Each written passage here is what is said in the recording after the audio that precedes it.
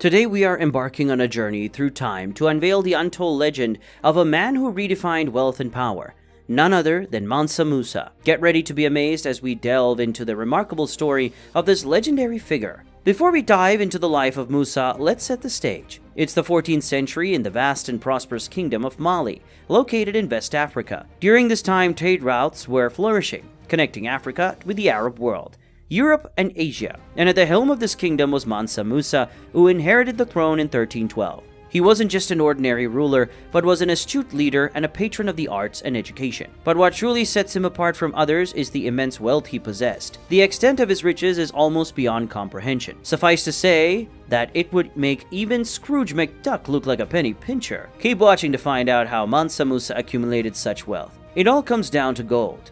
Mali was abundant in gold mines, and Mansa Musa controlled the region's vast gold reserves. He had access to the legendary Wangara mines, which were the primary source of the world's gold at the time. The control of gold mines gave Musa an unprecedented advantage. He effectively controlled the value of gold by regulating its supply, making him the wealthiest man of his time. But that's not all. Mansa Musa also had control over other valuable resources like salt and ivory, which further added to his immense fortune. Now you might be wondering, what did Mansa Musa do with all his wealth? Well, brace yourself, because his generosity knew no bounds. Musa was a devout Muslim, and in 1324 he embarked on a pilgrimage to Mecca, known as the Hajj, a journey that would forever etch his name in history. The scale of Musa's pilgrimage was mind-boggling. He traveled with an enormous caravan comprising tens of thousands of people, including soldiers, scholars, and slaves, along with vast quantities of gold. As he passed through various cities and kingdoms, he distributed gold to the poor, to religious institutions, and even to the common people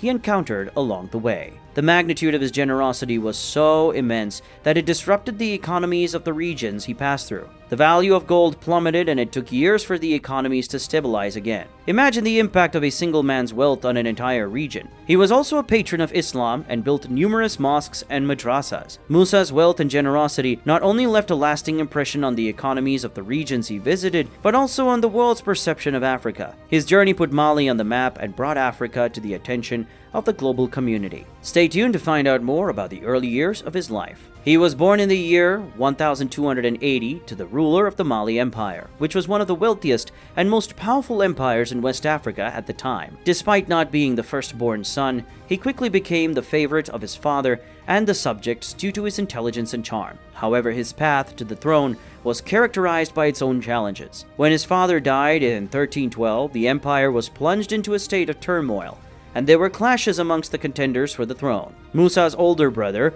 was initially chosen as the new ruler, but he proved to be incompetent. Eventually, Mansa Musa staged a coup after gathering his most loyal followers, and declared himself as the new ruler of the Mali Empire. Soon after he captured the throne, Mansa Musa began to consolidate his power and expand the territory. He also developed a strong military and established trade relationships with neighboring nations. Mansa Musa wasn't just a conqueror, but also a wise and just ruler who implemented reforms to improve the lives of his subjects, such as reducing taxes and promoting education. He also established a system of justice based on the Islamic law. Mansa Musa navigated many challenges during his reign, including internal rebellions and attacks from neighboring kingdoms. Being a skilled diplomat, however, Musa was able to negotiate peace treaties that helped maintain stability in the region. It's clear that he wasn't afraid of taking risks, but also had a deep sense of responsibility to his people. Mansa Musa's rise to power was a testament to his intelligence, charisma, and leadership skills. Moreover, his pilgrimage showcased the wealth, culture, and knowledge of the Kingdom of Mali,